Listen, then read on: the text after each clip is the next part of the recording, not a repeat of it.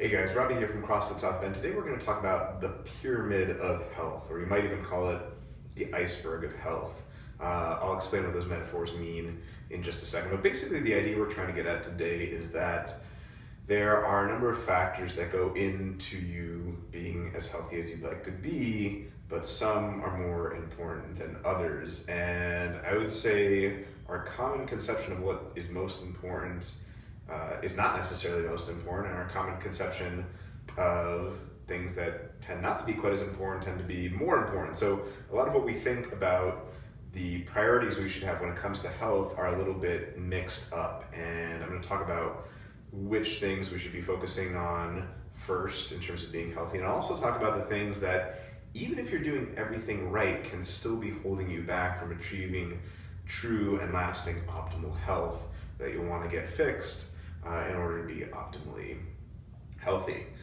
Now, I've talked about certain things that need to be put in place before others on other videos, but I haven't quite done it as systematically as I'm going to do it in this video. So let's talk about a couple of different factors that most people recognize are important to your health and how they're ordered hierarchically, how they're ordered in terms of which is most important. So with this top pyramid here above the blue line, we've got mental emotional stress, we've got sleep, we've got nutrition, we've got hydration, fitness, and supplements or supplementation. Now, there are a lot of different ways that people can structure different pyramids. You know, there's the food pyramid, there's all different sorts of pyramids, and some people go from least important to most, or most important to least. There are also different ways you can structure it. The way I structured mine is from most important to not quite as important. So the headline with this top pyramid is, things above cannot fix things below. You cannot out-supplement a bad diet. You cannot out-work out a bad diet. You can have the best diet in the world, but if you're sleeping 4 hours a night, it's not going to matter. And you could be sleeping really well, eating really well, hydrating really well, having a good amount of fitness and taking, the few supplements that you should be taking to optimize all that. But if you are a mental and emotional stress case, either because of work or life events, there's only so much that those things are going to help. So that's the purpose of the way I've laid out this top pyramid. And hopefully you'll notice right off the bat that this goes against our standard typical conception of health, which is something like, well, if I just work out hard enough, I'll be healthy, which just could not be further from the truth. Yes, working out is incredibly important, and there's a reason why I'm a CrossFit coach, and why I think fitness is incredibly important and powerful, and it really is. But it is just a mistake to think that if you work out hard enough, you can just eat whatever you want and sleep however you want, and everything will be okay health-wise. It's also a similar thing with nutrition.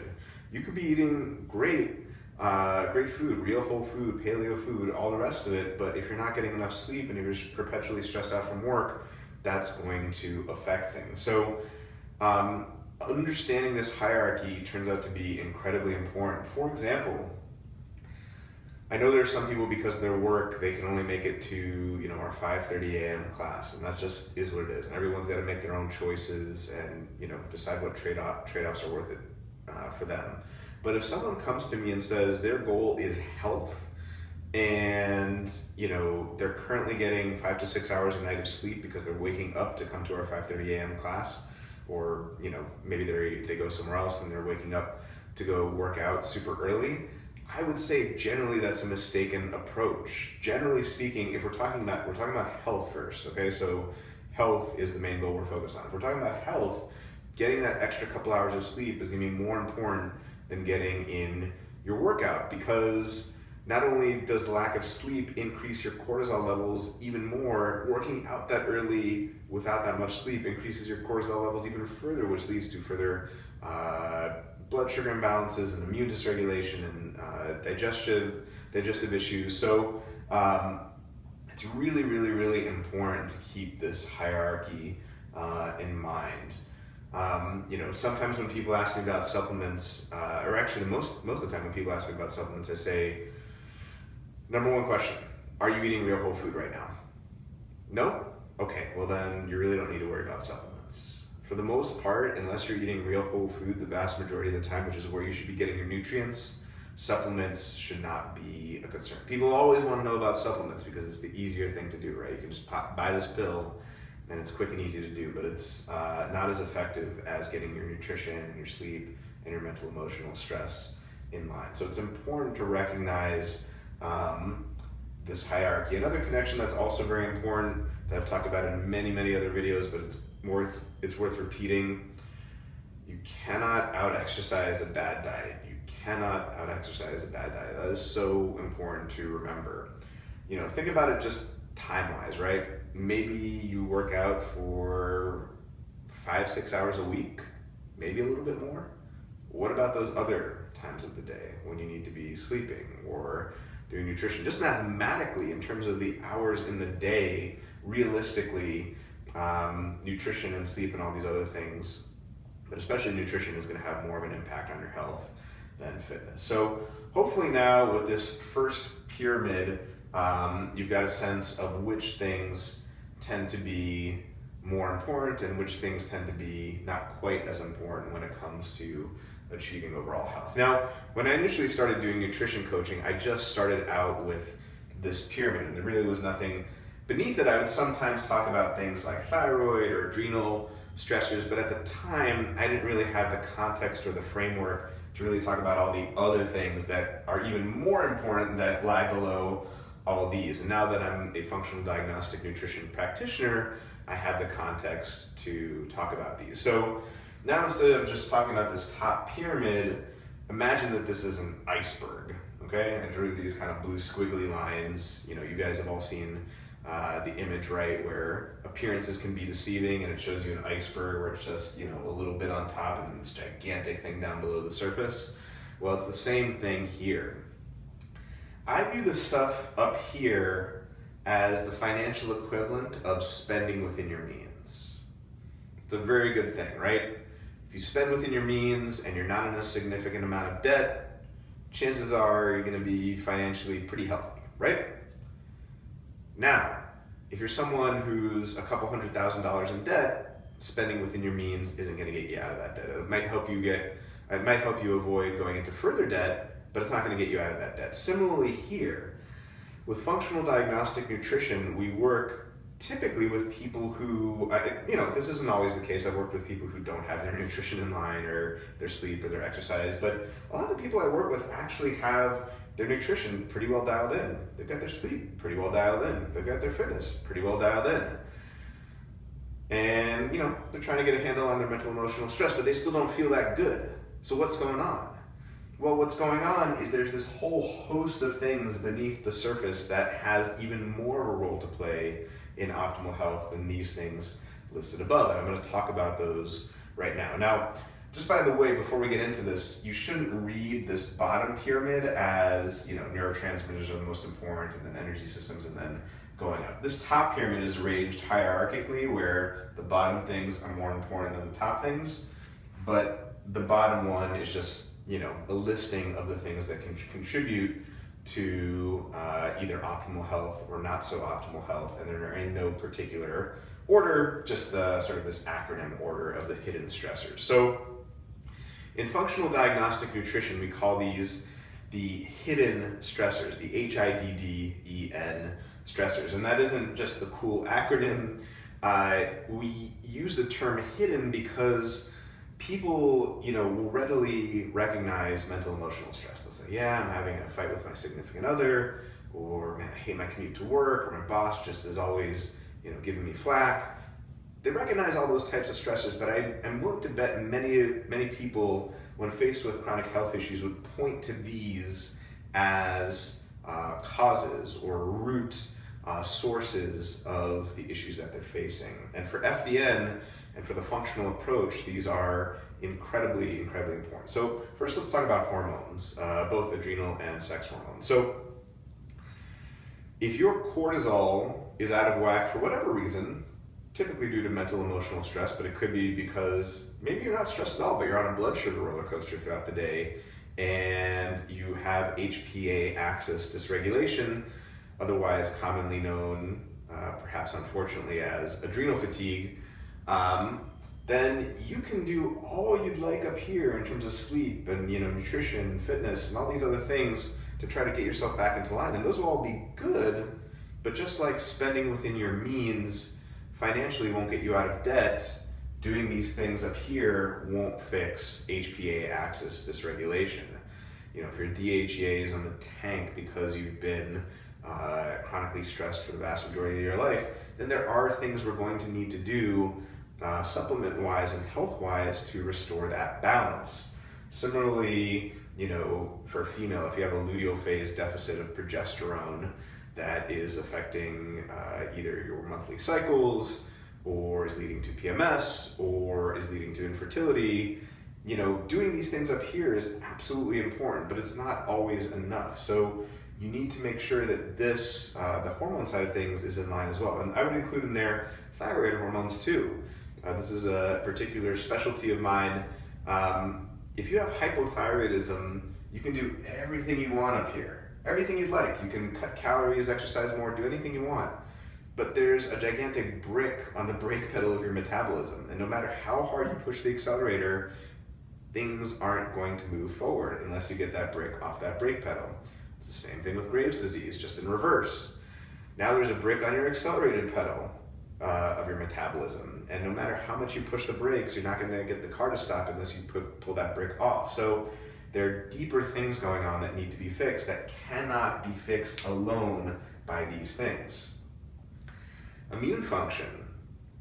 This is really important. So one of the things we can measure on the tests that we run is something called secretory IgA, which is basically one of the chemical/immune defenses in your body. It's basically something that lines the mucosal surfaces of your body, like your nose and your small intestine, and protects us from invaders. Now, if your secretory IgA is either really low or really high, that's going to dramatically affect your overall health. And these things will help to bring it into line, but they may not always be enough. There may need to be other things we need to do to help bring your immune function back into line. Detoxification, incredibly important. Your liver, your kidneys are all important detoxification organs, the liver in particular. Now, the liver is implicated in so many things.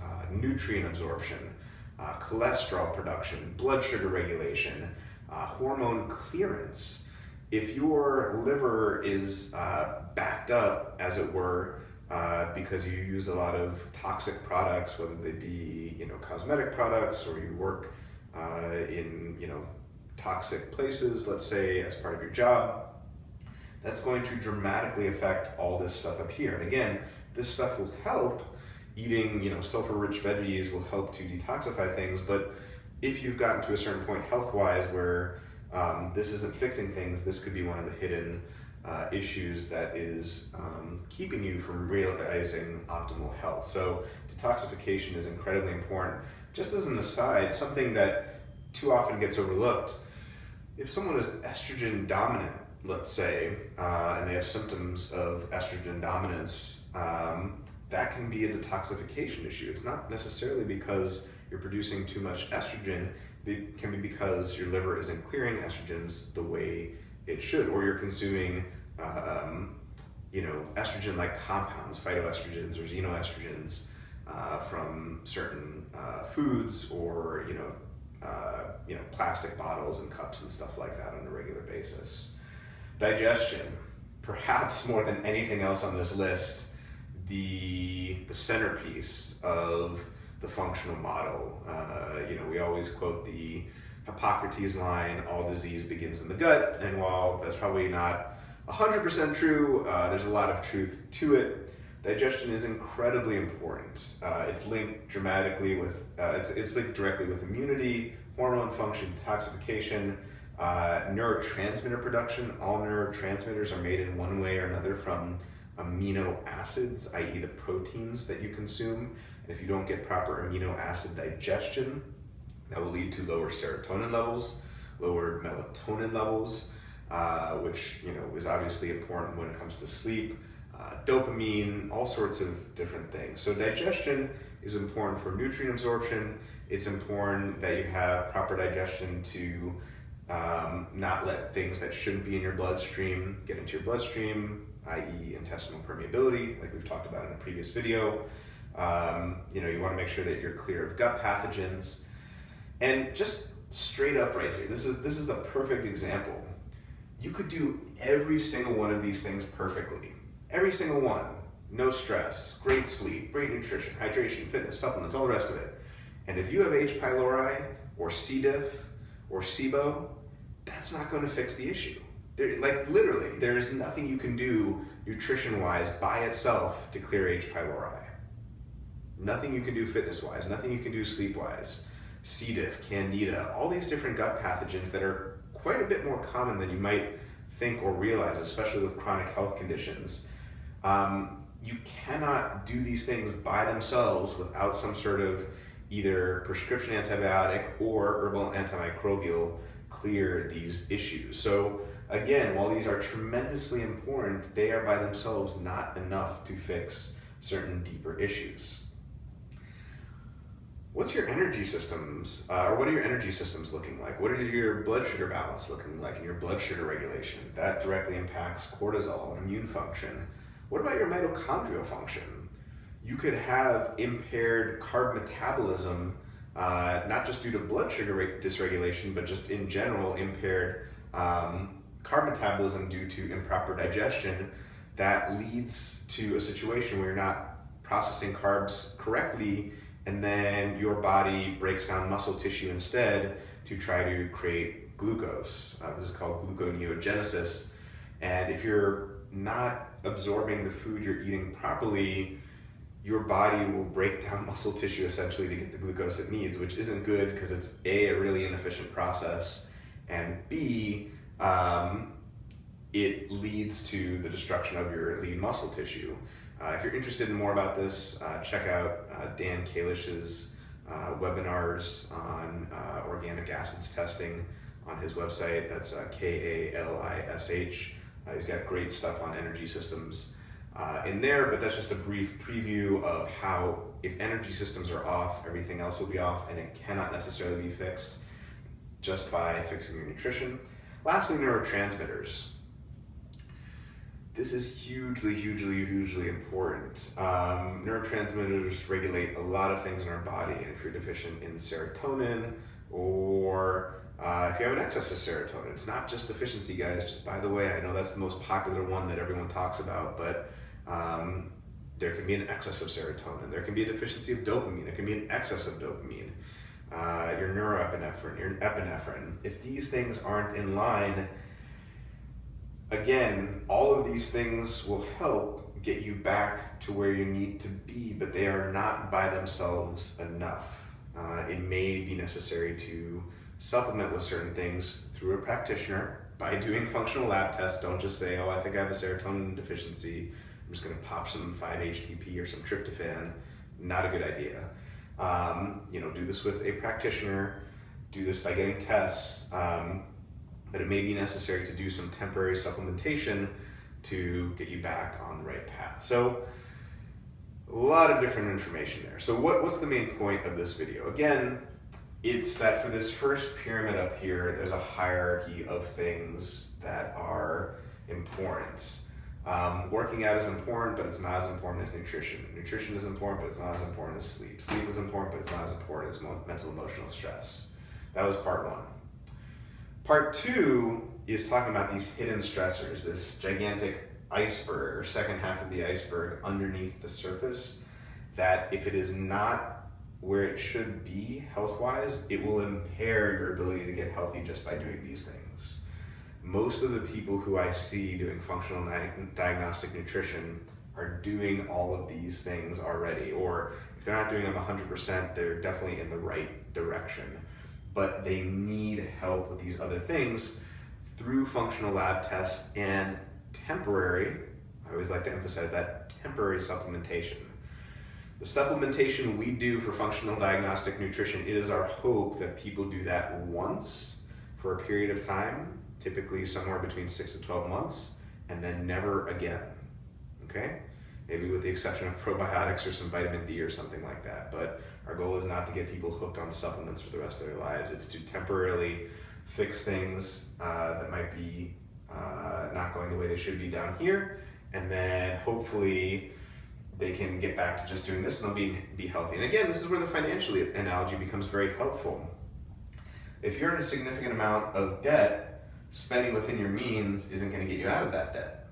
However, if you are able to get out of that debt by financially tightening up for 6 to 12 months and getting more income somehow, then yeah, once you get out of debt, you can go back to spending within your means and you should be financially okay. It's the same thing here.